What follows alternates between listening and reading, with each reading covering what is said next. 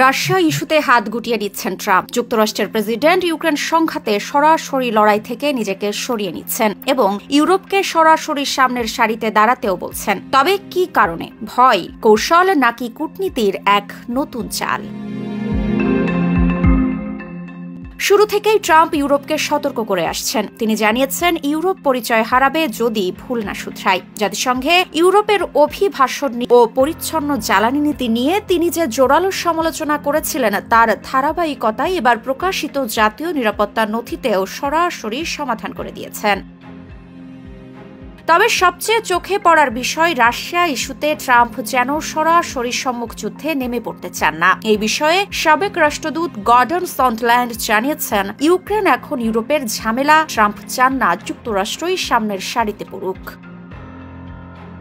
এদিকে ট্রাম্পের অবস্থানকে বোঝার জন্য ইউরোপের ভূ রাজনীতির কনটেক্সটটি দেখা জরুরি। গত ৩ দশকে রাশিয়ার সঙ্গে যুক্তরাষ্ট্রের সম্পর্কের যে নিয়ম চালু ছিল তাতে মূল দায়িত্ব পড়ত ওয়াশিংটনের উপর। ইউরোপ দেখত আর যুক্তরাষ্ট্র সরাসরি চাপ প্রয়োগ করত বা দরকার হলে পুতিনকে হুঁশিয়ারি দিত। ট্রাম্প চান এই দায়িত্বের ভার ইউরোপের উপর পড়ুক, যুক্তরাষ্ট্রকে রাখতে চান না সহায়ক চরিত্রে।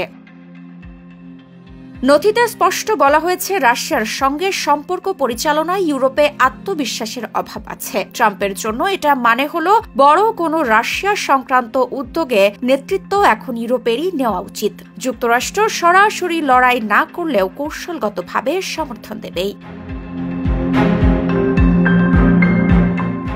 তবে এটি কেবল কৌশল নয়, এতে রয়েছে একটি রাজনৈতিক বার্তা। ট্রাম্প চাইছেন ইউরোপ নিজেই তার রাজনৈতিক ও সামরিক সক্ষমতা প্রমাণ করুক। ইউক্রেনকে শান্তি প্রস্তাব পাঠানো হলেও জেলেনস্কি এখনও তা পুরোপুরি দেখেননি, যা ট্রাম্পের সতর্ক সমর্থন কৌশলকে আরও জোরালো করছে।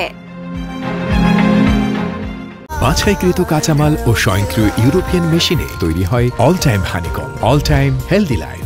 ট্রাম্প রাশিয়া ইস্যুতে হাত গুটিয়ে নিচ্ছেন, কিন্তু এটা ভয়ের কারণ নয়। হতে পারে এটা কোনো কৌশলের অংশ।